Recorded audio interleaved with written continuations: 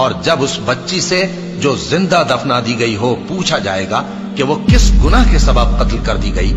جب سورج لپیٹ لیا جائے گا اور جب تارے بے نور ہو جائیں گے اور جب پہاڑ چلائے جائیں گے اور جب بیاہنے والی اونٹنیاں یوں ہی چھوڑ دی جائیں گی اور جب وحشی جانور جمع کیے جائیں گے اور جب سمندر آگ ہو جائیں گے اور جب روحیں جسموں سے ملا دی جائیں گی اور جب اس بچی سے جو زندہ دفنا دی گئی ہو پوچھا جائے گا کہ وہ کس گناہ کے سبب قتل کر دی گئی،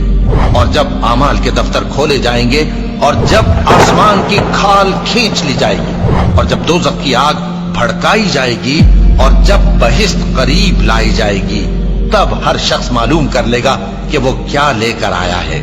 بس میں ان ستاروں کی قسم کھاتا ہوں جو پیچھے ہٹ جاتے ہیں اور جو سیر کرتے اور غائب ہو جاتے ہیں،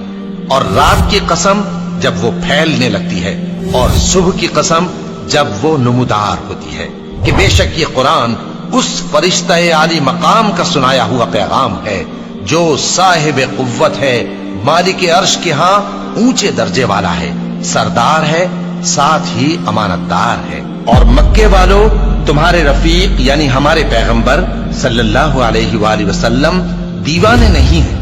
اور بے شک انہوں نے اس فرشتے کو آسمان کے کھلے کنارے پر دیکھا ہے،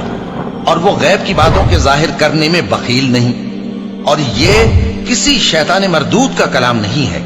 پھر تم لوگ کدھر جا رہے ہو؟ یہ قرآن تو تمام جہانوں کے لیے نصیحت ہے، یعنی اس کے لیے جو تم میں سے سیدھی راہ چلنا چاہے، اور تم لوگ کچھ بھی نہیں چاہ سکتے مگر وہی جو اللہ رب العالمین چاہے۔